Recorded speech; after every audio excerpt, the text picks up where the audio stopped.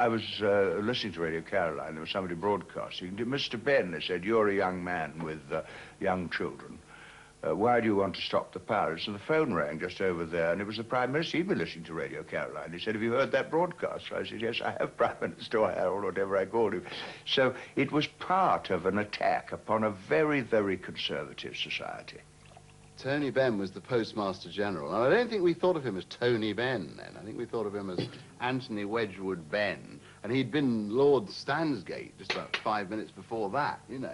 So he made a pretty severe social manoeuvre in the 60s. Whether it was in order to be swinging on it, I'm not quite sure, but he swung into the Labour Party from the higher reaches of the aristocracy and started to hound the hell out of us, you know. The government may pronounce soon on the future of radio in Britain. Mr. Wedgwood Benn, the Postmaster General, has already pronounced on the pirates. They're stealing the copyright and paying no money for it. They're playing records that musicians have recorded and giving them no money for it. They're endangering the ship-to-shore radio, and there's a real risk that distress at sea might not be reported because of the inadequate fumbling handling of equipment. The pirates are a menace, and I don't believe at all that the public wouldn't support action to enforce the law in the interests of all these people whom I've mentioned, quite aside from interference in other countries. Life aboard the ocean and radio waves certainly has its attractions despite Postmaster Generals. It was a Postmaster General, Mr. Reginald Bevins, under the last Conservative government, who made the prediction that if the government didn't act against pot pirates, the coasts of Britain would soon be ringed by an armada of pot pirate ships. Well, it looks as if the pot pirates will be left alone and are making money. Guys and gals, little ones are getting busy.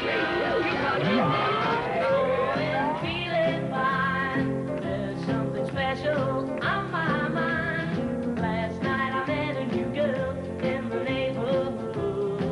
Whoa, yeah. Something tells me I'm into something good. My great fear was that Ronan was going to get into politics, which was inevitable, every part of his whole idea, and we were going to make some political statement or attack or defend, whatever it is. And Ronan had this enchanting belief that one could deal with anybody.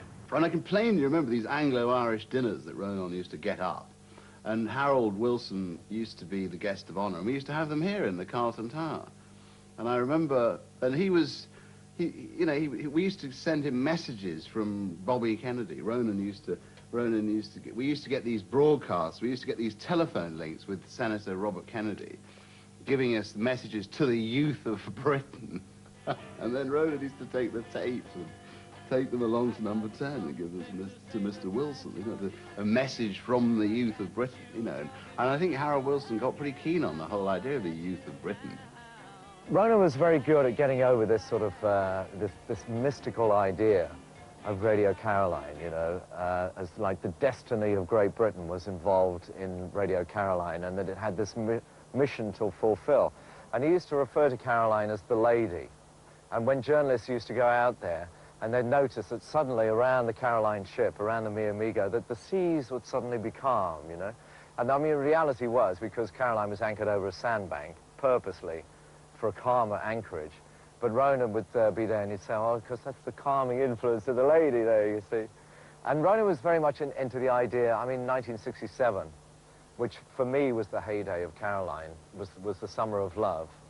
And Ronan got well into the idea of that we were beaming out love. There was an incredible battle between, you know, the business accountancy world and the freedom-loving, you know, let's enjoy it. And the fact that we're enjoying it, the ship will be enjoying it, the audience will enjoy it. You know, the whole thing will go through to the audience. Unfortunately, I must say this, the other side of the 60s, which was the anti-Vietnam War movement, the challenge to established idea, were never reflected on commercial radio or pirate radio. They just continued to pump out the music, and in a way, the establishment came to like the pirates because they offered what I think the establishment realized they had to concede, unlimited pop culture and sexual liberation as a way of diverting and defusing the pressure for social change.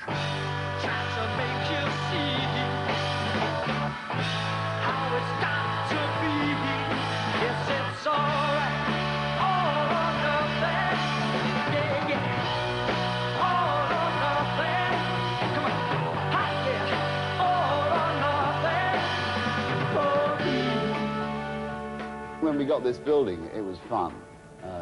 Because we'd got it, and it was such a wonderful, ridiculous building, you know, and it was so absolutely marvellously unnecessary to have a building of this size, you know, because, I mean, when Radio London came along, they had one room which you could have fitted 10 of in this, just the boardroom, you know.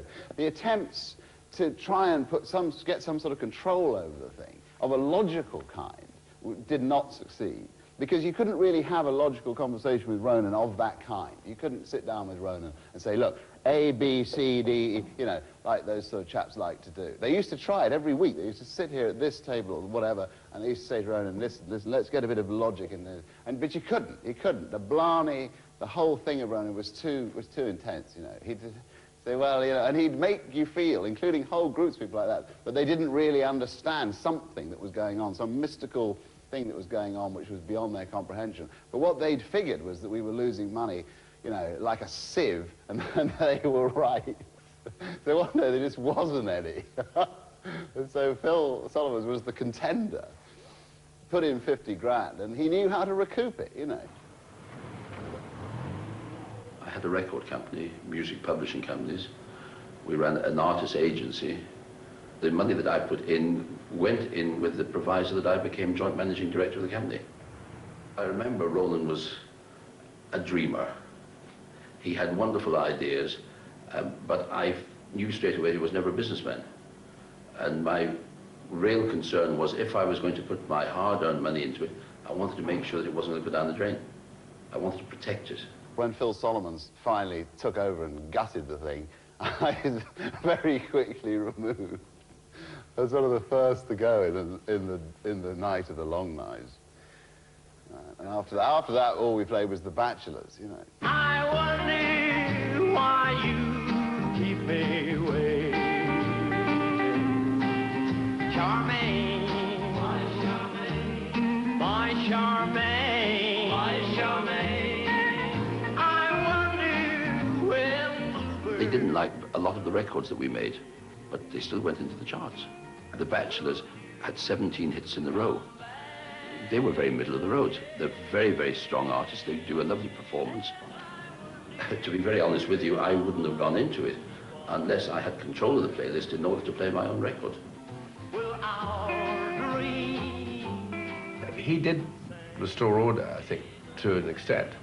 But for all the reasons of the peculiarity of the thing, formally and informally, there was never going to be. It was never going to be an ordered situation. I think Ronan wanted an ordered situation. I mean, and probably that would have made it rather dull radio. It was never dull.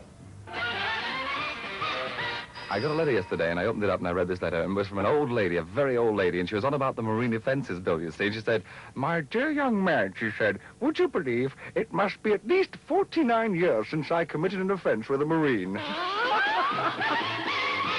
Radio, go, go!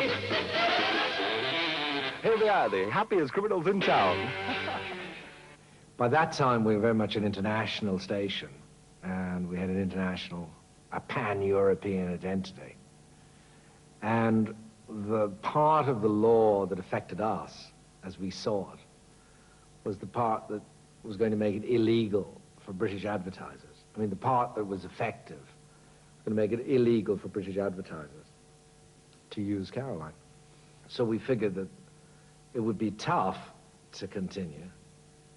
But as you know, we continued and survived.